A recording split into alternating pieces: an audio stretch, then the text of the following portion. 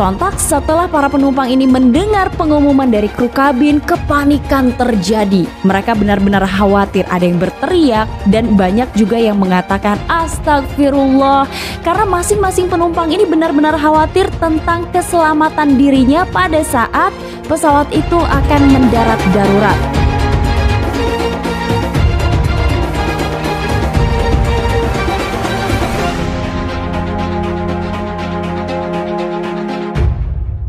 Assalamualaikum warahmatullahi wabarakatuh. Hai, hello Delvers, ketemu lagi sama aku Tamara Delv. Dan di video kali ini aku akan membahas mengenai sejarah penerbangan Lion Air JT972. Ini adalah salah satu request yang banyak masuk ke channelnya Tamara Delv.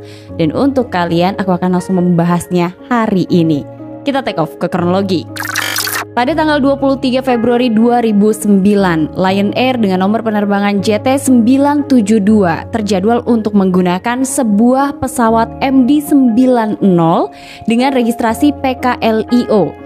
Pesawat itu direncanakan akan terbang dari Bandara Polonia Medan pada pukul 16.35 sore waktu Indonesia Barat. Pesawat tersebut dijadwalkan untuk tiba di Bandara Hang Nadiem Batam, Kepulauan Riau pada pukul 17.35 waktu Indonesia Barat. Setelah mendarat di Bandara Hang Nadiem, rencananya pesawat itu akan melanjutkan penerbangannya menuju ke Surabaya. Pesawat MD-90 itu sendiri diterbangkan oleh Kapten Anwar Haryanto dan First Officer Erianto. Setelah pesawat MD-90 itu lepas landas, selama prosedur landing gear up, pilot mencatat satu lampu merah menyala pada panel landing gear. Selama dilakukannya pengecekan, pilot melaporkan bahwa panel roda pendaratan menunjukkan roda pendaratan dalam posisi naik dan juga terkunci. Karenanya pilot merasa aman dan melanjutkan penerbangannya menuju ke Bandara Hang Nadiem. Masalah pada sistem pendaratan itu justru baru diketahui oleh pilot ketika pesawatnya sudah dekat dengan Bandara Hang Nadiem di Batam. Saat itu ternyata indikator kokpit menunjukkan roda depan tidak keluar.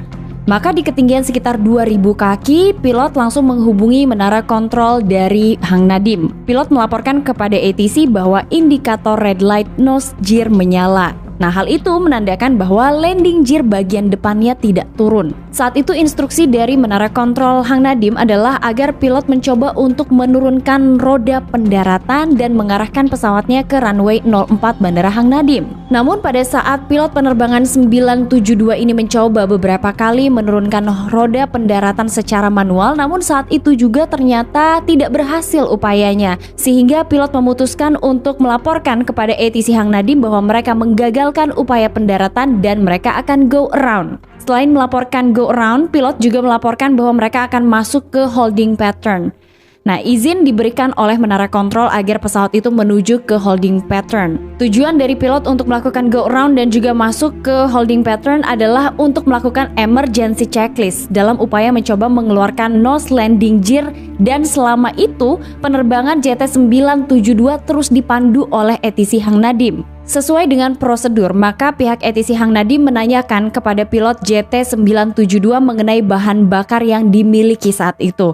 Nah, laporan dari pilot menyebutkan bahwa bahan bakar yang dimiliki oleh penerbangan 972 masih terbilang banyak. Sehingga kemudian ATC mencoba untuk berkonsultasi dengan beberapa pihak dan memutuskan bahwa pilot penerbangan 972 harus membuang dulu bahan bakar yang dimiliki oleh pesawatnya karena terlalu beresiko apabila sebuah pesawat akan melakukan pendaratan darurat dengan kondisi roda pendaratannya tidak turun, kemudian masih memiliki bahan bakar yang terbilang cukup banyak. Karena ketika bagian dari pesawat ini menyentuh runway, maka akan terjadi gesekan. Nah, saat terjadi gesekan itulah akan timbul percikan api. Jika bahan bakar yang ada masih sangat banyak, maka khawatir terjadi kebakaran. Saat pilot dari penerbangan 972 melaporkan pada ATC mengenai kondisi darurat yang dialami dalam penerbangannya, maka ATC berkoordinasi dengan unit-unit terkait untuk mengamankan proses pendaratan. Saat itu semua standar penyelamatan pendaratan darurat telah siap.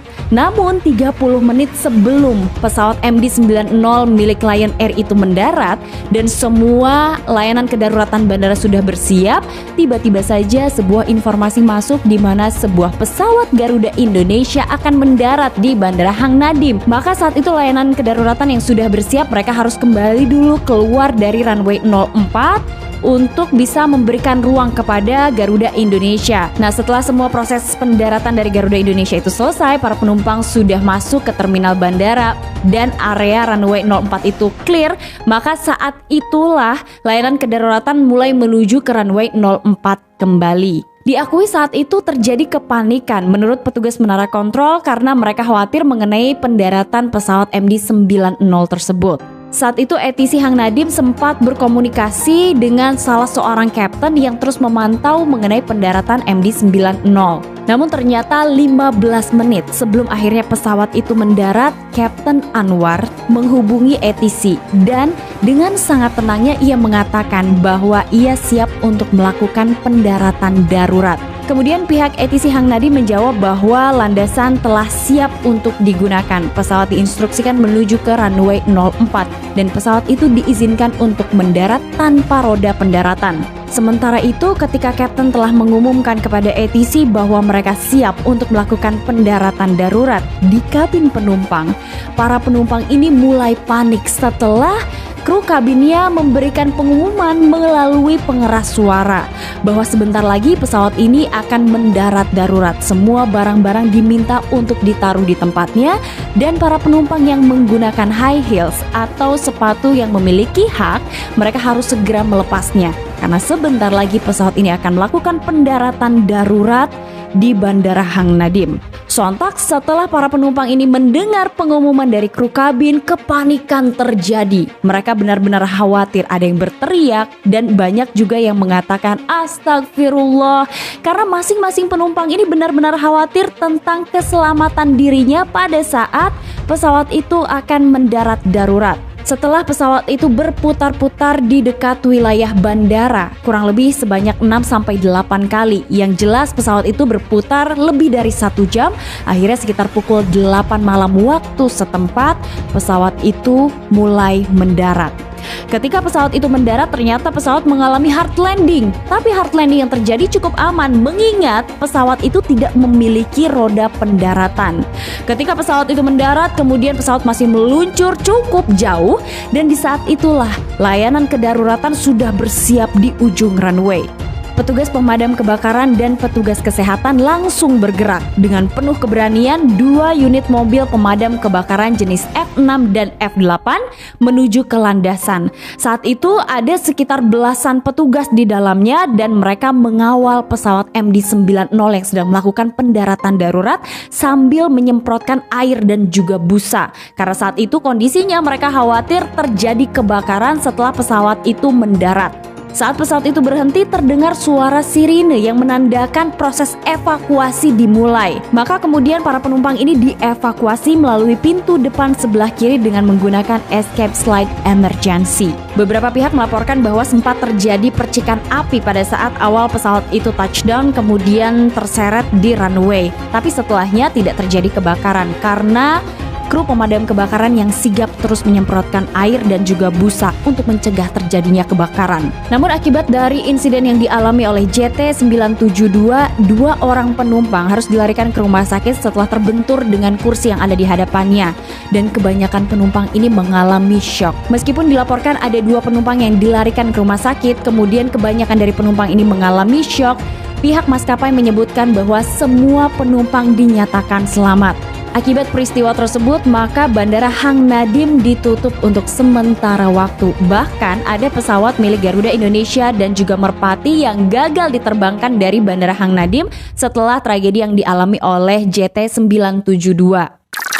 Aksi pendaratan darurat pesawat yang dipiloti oleh Kapten Anwar Haryanto dan juga First Officer Erianto tersebut disebabkan karena landing gear atau roda pendaratan bagian depan tidak berfungsi. Sementara itu, juru bicara dari KNKT atau Komite Nasional Keselamatan Transportasi menjelaskan bahwa untuk menyelidiki insiden yang dialami oleh maskapai Lion Air dengan nomor penerbangan JT972, mereka mengirimkan 3 perwakilannya atau 3 investigator. Saat itu pihak KNKT menyebutkan bahwa investigator ini akan berangkat keesokan harinya langsung menuju ke Bandara Hang Nadiem. Setelah KNKT melakukan penyelidikan panjang dari pesawat MD-90 milik maskapai Lion Air dengan nomor penerbangan JT972, pihak KNKT kemudian memberikan pengumuman dan juga penjelasan mengenai penyebab dari insiden tersebut. KNKT menentukan bahwa nose landing gear spray deflector telah retak atau patah dan membuat landing gear bagian depan itu tidak turun atau stuck pada saat berada di posisi ditarik. Oleh karena itu, pihak KNKT memberikan rekomendasi yang mencakup pemeriksaan nose landing gear spray deflector yang dipasang pada pesawat MD-90 untuk mencegah hal tersebut atau kejadian tersebut kembali terulang. Setelah dilakukannya penyelidikan oleh pihak KNKT, kemudian pihak maskapai juga menyebutkan bahwa menurut dokumen yang dimiliki Lion Air tidak ada satupun masalah yang ditemukan pada pesawat rakitan McDonnell Douglas tahun 1996 tersebut. Bahkan sebelum melakukan penerbangan dari Medan menuju ke Batam, secara keseluruhan pesawat dalam kondisi baik, logbooknya bersih, pesawat itu masih sangat sehat, bahkan jam terbangnya baru sekitar 20.000. Dan pihak maskapai juga menyampaikan bahwa pengecekan dan perawatan rutin terus dilakukan oleh pihak maskapai. Sementara itu, pilot yang telah mengumpulkan sekitar 21.000 total jam terbang itu ternyata mampu mendaratkan pesawat tanpa dihinggapi kepanikan, sehingga tidak menimbulkan korban luka maupun korban jiwa. Sebagai bentuk tanggung jawab pihak maskapai Lion Air atas peristiwa yang terjadi pada penerbangan JT972, maka saat itu pihak Lion Air bertanggung jawab kepada seluruh penumpang, termasuk kepada penumpang yang seharusnya turun di Surabaya. Mereka memberikan fasilitas penginapan dan akan mengganti akomodasi para penumpang ini menuju ke Surabaya. Sementara itu untuk penumpang yang turun di Batam, maka fasilitas penginapan dan juga layanan medis diberikan oleh pihak maskapai. Mengutip dari debhub.go.id, Menhub yang saat itu menjabat langsung memberikan himbauan kepada maskapai Lion Air agar mengganti pesawat MD-90-nya. Menhub yang menjabat kala itu telah menghubungi Direktur Utama Lion Air untuk menyampaikan imbauannya bahwa harus melakukan penggantian pesawat MD yang masih dioperasikan supaya lebih efisien. Di sisi lain, Menhub juga memberikan apresiasinya kepada Kapten Anwar Haryanto karena telah berhasil mendaratkan secara darurat pesawat Lion Air yang terkena masalah pada roda pendaratan bagian depannya itu tanpa menyebabkan akibat yang fatal. Saat itu juga Kapten Haryanto mendapatkan apresiasi atau penghargaan dari Gubernur Kepulauan Riau di tahun 2009, yaitu Bapak Ismet Abdullah. Nah, itulah informasi dari channel Tamara Delf mengenai sejarah penerbangan Lion Air JT972. Nah, semoga informasi yang disampaikan di dalam video ini menjadi pelajaran penting untuk kita semua. Dan dari hal ini kita tahu ada satu lagi pilot yang luar biasa yang berhasil menyelamatkan penerbangannya setelah mengalami kondisi darurat. Nah, terima kasih untuk kalian yang sudah nonton video aku hari ini. Dan terima kasih juga untuk kemarin-kemarin kalian udah kirimin cerita-cerita mengenai berapa lama kalian delay di dalam pesawat. Nanti di episode selanjutnya insya Allah aku bacain ya. Sampai ketemu lagi di episode selanjutnya. Jangan lupa di subscribe, dinyalain lonceng notifikasinya. Dan sampai ketemu di episode selanjutnya. Assalamualaikum warahmatullahi wabarakatuh. Bye-bye.